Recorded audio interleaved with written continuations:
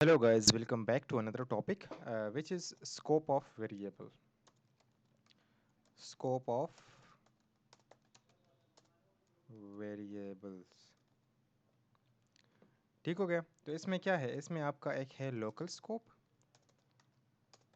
और एक है ग्लोबल स्कोप।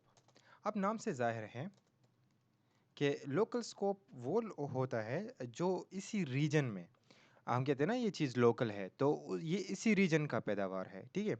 अब हम किसी चीज़ को ग्लोबल कंसिडर करें तो ग्लोबल क्या होता है कि इंटरनेशनल होता है। ठीक है। तो इस तरह से हम यहाँ पर भी लोकल और स्कोप वेरिएबल का कंसेप्ट है। लेट्स से मैं एक फंक्शन बनाता हूँ, वही ऐड बनाता हूँ। लेट्स से ऐड, और ऐड में क्या है, echo dollar a equals to 10। और यहाँ पर आके मैं क्या करता हूँ, इस ऐड को कॉल करता हूँ। ठीक है। और यहाँ पर आके मैं इसको रिफ्रेश कर लेता हूँ तो 10 कॉल हो गया। ठीक है। लेट्स से अगर मैं इसको डॉलर ए को यहाँ पर कॉल करूँ तो क्या देगा मुझे, एरर देगा, वार्निंग। ठीक हो गया। वार्निंग में क्या है, undefined variable dollar A in line number 8। अब ये लाइन नंबर 8 में जो है ये अनडिफाइंड है।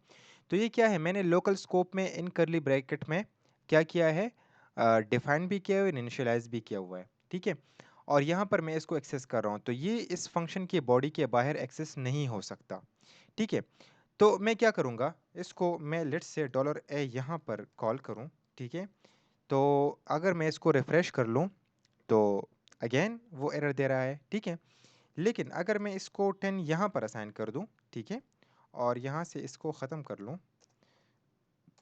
इसको भी यहाँ से ख़त्म कर लूँ, ठीक हो गया। तो अब ये मुझे एरर दे रहा है, क्या एरर दे रहा है कि अनडिफाइंड वेरिएबल डॉलर ए। तो मैं क्या करूँगा, यहाँ पर भी असाइन करूँगा। ठीक है। और यहाँ पर भी असाइन करूँगा। ठीक हो गया। अब मैं क्या कहता हूँ, इसको 10 आ गया 10। ठीक है। यहाँ पर मैंने इको नहीं किया है, यहाँ पर मैंने इको नहीं किया है, जस्ट कॉल किया है। ठीक है। अगर मैं इसको कमेंट करूँ तो आपको समझ आ जाएगा। यहाँ पर ये देखिए ख़त्म हो गया ना।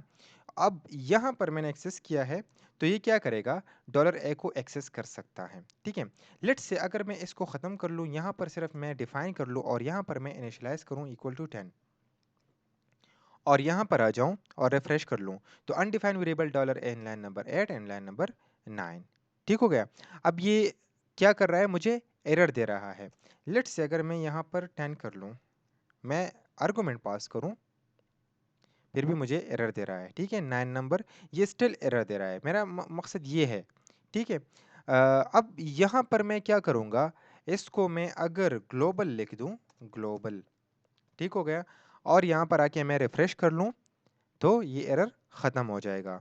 और अगर मैं क्या करूँ, यहाँ पर लेट्स से 10 है, यहाँ पर मैं इको कर लूँ या फिर रिटर्न कर लूँ, return dollar A.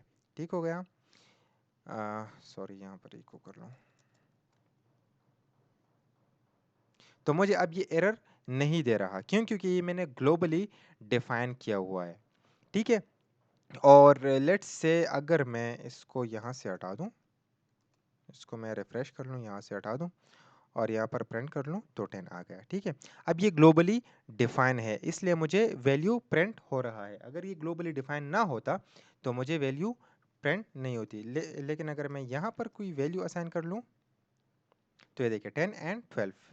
Let's say echo b are.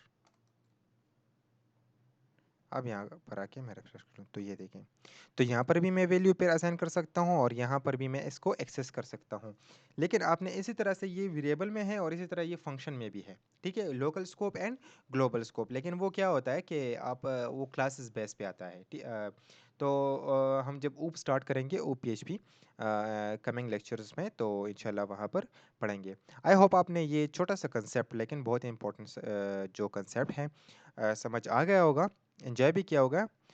Thank you for watching and stay tuned for the next lecture.